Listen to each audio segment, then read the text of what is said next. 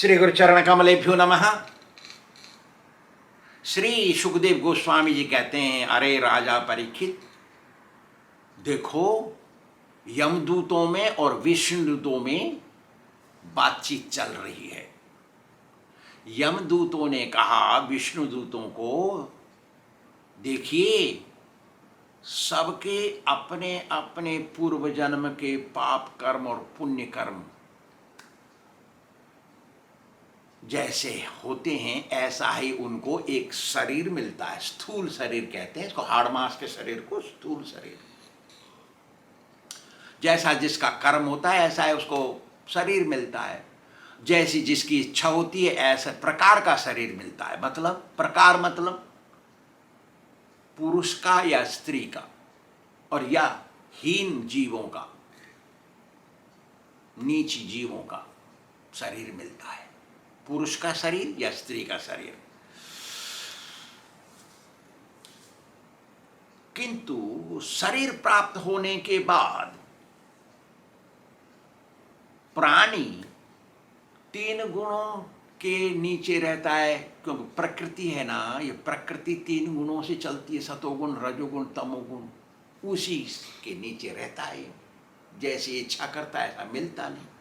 ये चाहता हर समय मेरे को सुख ही सुख मिले, नहीं मिलता। ये नहीं चाहता हमको दुख मिले, नहीं मिलता है। पुष्ट कहते हैं, धक्का दे के आता है दुख। सारी सुविधाएं नहीं मिलती, सुविधाएं चाहता है, सुविधाएं नहीं मिलती। अनारोग्य नहीं चाहता, अनारोग्य आ जाता है। आरोग्य चाहता है, हर समय मेरा शरीर ठीक रहे, मन ठीक रहे, नहीं रहता, दुख आ जाता है। अजामिल जो था पहले बहुत पुण्यात्मा था, ब्राह्मण का लड़का था, एक ही संतान पिता की। पिता ने अच्छा शास्त्र ज्ञान सिखाया बच्चे को, उसका स्वभाव अच्छा था, चरित्र अच्छा था, सबकी सेवा करता था, शास्त्रों का ज्ञान था उसको, मंत्रोच्चारण जानता था, सभी शास्त्रों के नियमों का पालन करता था, बड़ा ही धर्मात्मा था वो, सत्यनिष्ठ, सत्य का निष्ठ था, जितेंद्रिय था, उसका मन इधर उधर नहीं घूमता था, बुरी आदतें उसमें थी नहीं, बहुत ही विनम्र था, सदाचारी था, और गुरु जी की सेवा करके उनको संतुष्ट किया हुआ था, और बड़ों का सम्मान करता था, अतिथियों की सत्कार करता था, उसमें अहंकार नहीं था, सभी प्राणियों की सेवा और उनकी सहायता करता, सबकी भलाई चाहता, सबका उपकार करता वो, ऐसा था वो। एक दिन पिताजी ने कह दिया, अरे बच्चे लाओ थोड़ा समिधा लेके आओ और कुशा फल फूल लेके आओ, जाओ।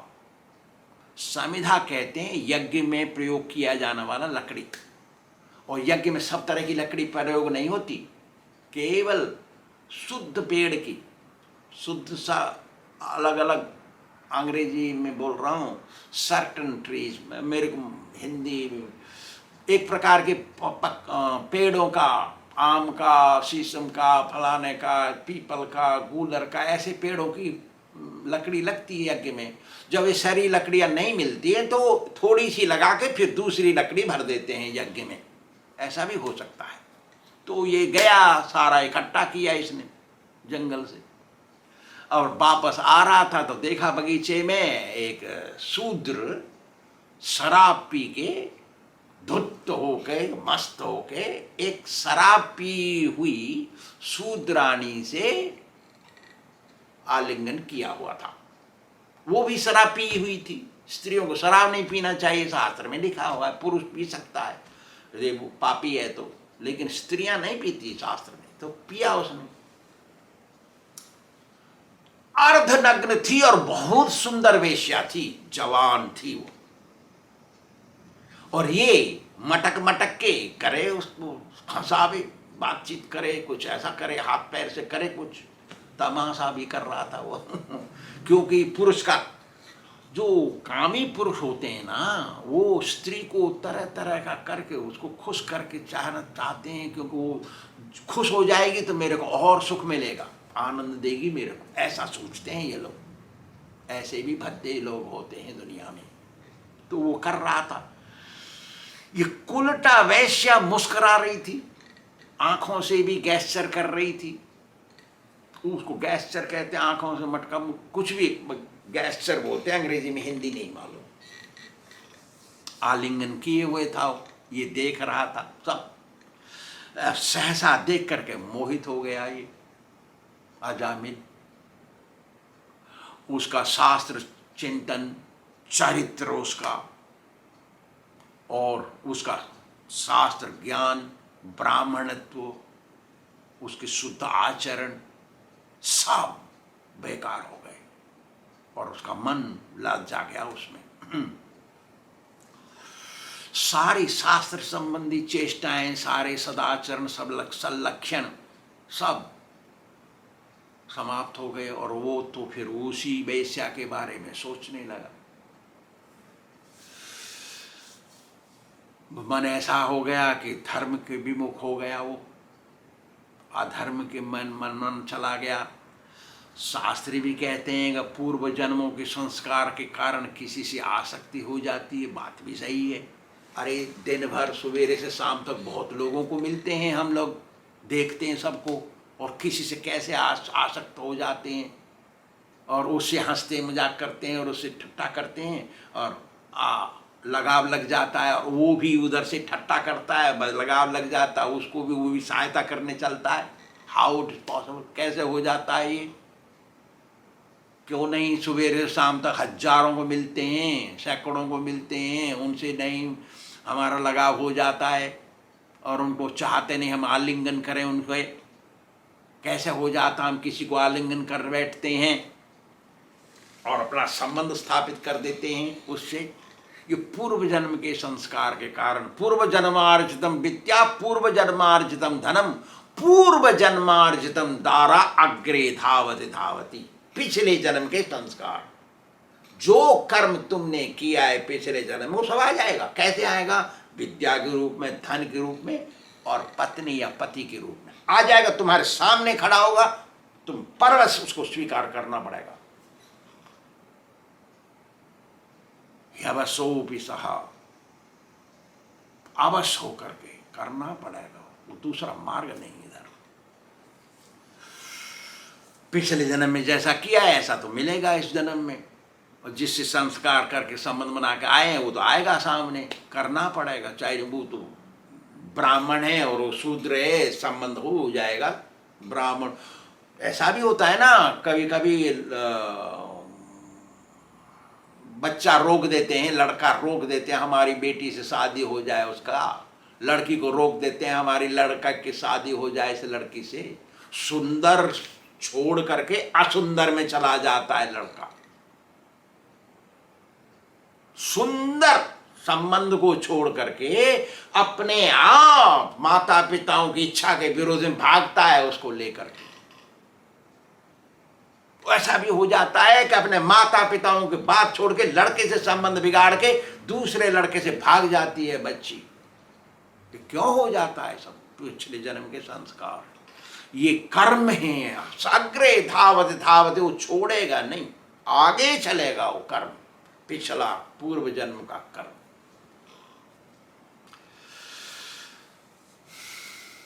देखते ही, हीन जाति भी सही, वेश्या भी सही, देखते ही मन प्रसन्न हो जाता है पिछले जन्म का संस्कार।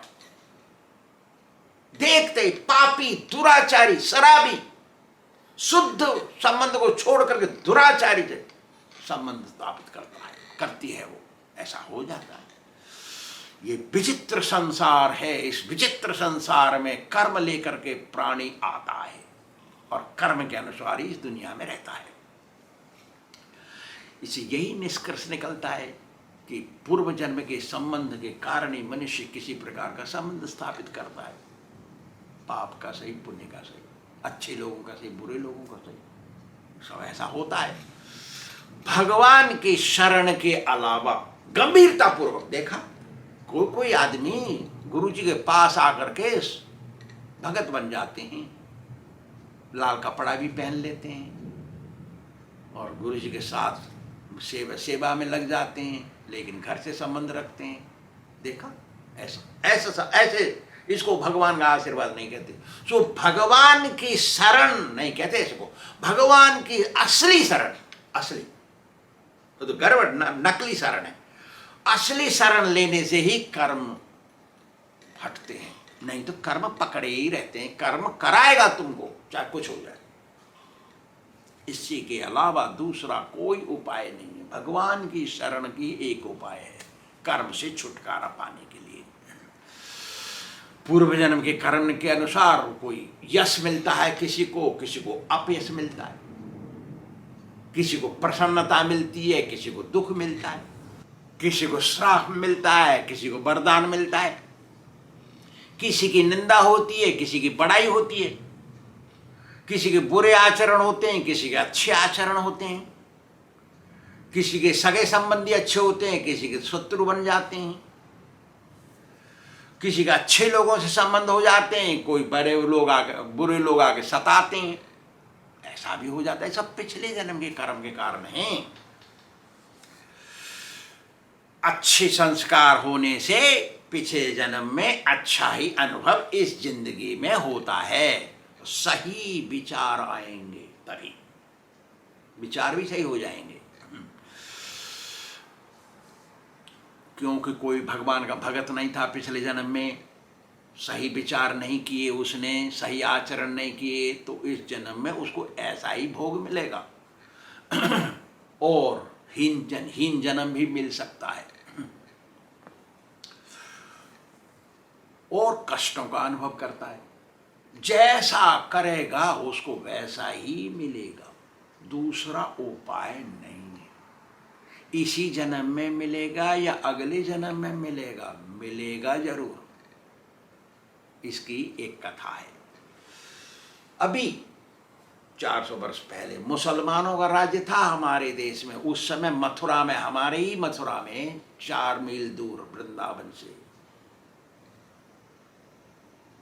8 किलोमीटर 7 किलोमीटर मथुरा में एक त्यागी महात्मा रहते। उन्होंने अपना आश्रम बना लिया। बहुत त्यागी थे, कोई से संबंध नहीं विशेष, भिक्षा करना और खाना। तो उनकी एक बहुत बड़ी तीव्र इच्छा थी मन के अंदर, साधुओं में होती है आजकल, अब विशेष पहले जमाने में उनकी थी। क्या इच्छा थी? न कुंभ मेला में जाकर के एक बहुत बड़ा भंडारा करें, सारे कुंभ मेला में आए हुए पधारे हुए साधुओं का भोजन कराएं, माल मसाल लड्डू कचौड़ी इत्यादि। ऐसी इच्छा थी। उस जमाने में कागज के नोट नहीं थे, उस जमाने में चांदी के सिक्के भी नहीं थे, केवल सोने के सिक्के थे। सोने का रुपया वजनदार। उस जमाने में हमारा भारत सोने की चिड़िया कहलाता था। तो स्वामी जी ने 150 रुपए इकट्ठे किए, 150 कॉइन, सोने के सिक्के। और उस जमाने में रेल नहीं, रोड नहीं, तांगे में जाओ या बैलगाड़ी में जाओ या पैदल जाओ। तो स्वामी जी ने सोचा हम तो अकेले ही चलेंगे, अकेले राम जाएंगे, पैदल चलेंगे। अब रुपए कैसे ले जाना? रास्ते में तो बीहड़ जंगल है और लुटेरे होते हैं, लूटते हैं, वो पीटते हैं। तो स्वामी जी ने सोचा लेके जाएंगे, झोला झंडी खकोरते हैं, वो डंडी थोड़ी खकोरेंगे, हमारी तो उम्र भी हो रही है, 50 वर्ष की उम्र हो गई स्वामी जी की। तो और डंडा बनाए, एक बांस का पोला, सब ठोक दिए सारे गांठें अंदर से, और उसमें सोने के सिक्के भर दिए और ऊपर से काट के सही से उसमें एक मूठा बना दिया पकड़ने वाला उसको घुमा के फिर के घुसेड़ दिया उसके अंदर। तो डंडी जैसा दिखाई दिया, अच्छे से तेल सा लगा के खूब अच्छा कर दिया था उसको। चल दिए राम एक झोली सी लेकर के। कहाँ? इलाहाबाद, वहाँ प्रयागराज गए, वहाँ कुंभ मेला होगा, अभी महीना भर बाकी है। पैदल चलना है 1-1.5 महीना, रास्ते में गांव में रुकते, कहीं जगह जगह भिक्षा करके खाते। उनका इच्छा है कुंभ में मैं साधुओं का भंडारा करूं। बहुत अच्छा धर्म है ये, साधुओं का भोजन, बाप रे, साधुओं का भोजन कराना। उस जमाने में भी उधर बीड़ी तंबाकू गांजा नहीं था। आजकल तो लुटेरे साधु बन जा रहे हैं, ऐसा समय आ गया है, लेकिन फिर भी साधुओं का भोजन कराना बहुत अच्छा काम है। साधु महात्मा का भोजन कराना। हमारा भी तो कुंभ मेला लगता है, वहाँ हमारा खालसा लगता है, राधा गोविंद खालसा। वहाँ पर हम साधुओं को बुलाते हैं, भंडारा करते रहते, रोजाना भंडारा चलता है। आप भी आ सकते हैं, भंडारा करिए अपनी तरफ से, अपना ले आइए, कराइए वहाँ। ठीक है, सुनिए। तो महात्मा जी एक गांव से दूसरे गांव में रुक रहे हैं ना, एक कस्बा आया, कस्बा। कस्बे में एक बिजनेसमैन मिला उनको, व्यापारी। वो व्यापारी भी 40-50 वर्ष का, उसकी पत्नी भी होगी घर में 40-50 वर्ष की, और वो शादी किए हुए बहुत दिन हो गए, बच्चे नहीं होते। तो बहुत दुखी था वो व्यापारी। तो स्वामी जी मिल गए। स्वामी जी आप यहीं आराम करिए, हमारा घर बहुत अच्छा है, आप आइए हमारे घर में आराम करिए, रुकिए, जितने दिन रुकना है वहाँ उतने दिन रुकिए। और इच्छा थी अंदर, इनकी कृपा से मेरे बच्चा हो जाए, ये भी इच्छा थी उसकी।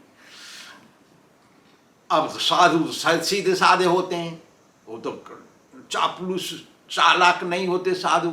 यदि कोई साधु चालाक है, चंट है, वो साधु नहीं है, याद रखिए, वो तो डुप्लीकेट है और धोखेबाज है।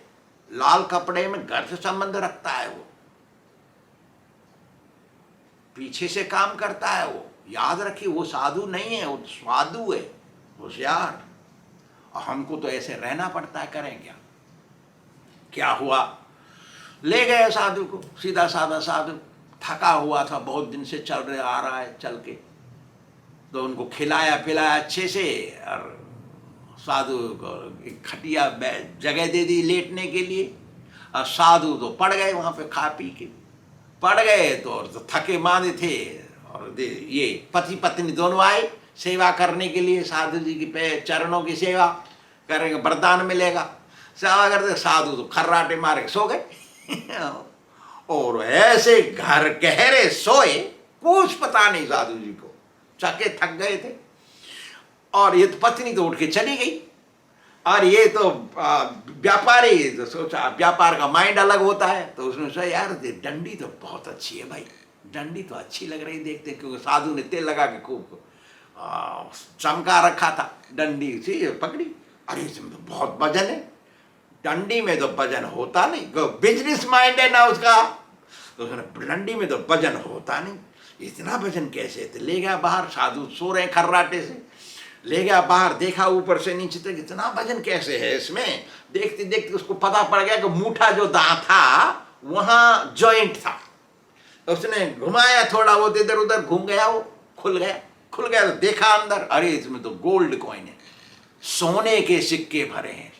अरे तेरे साधु त्यागी महात्मा सोने के सिक्का क्या काम, हम लोग गृहस्थ आदमी बिजनेसमैन, हमको सोने का काम, हमको चाहिए पैसे। तो उल्टा कर दिया।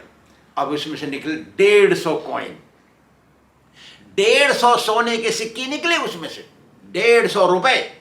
उस जमाने में 1 रुपए में 1000 आदमी खा सकते, इतना रुपया का कीमत था। देखिए तो क्या होता है।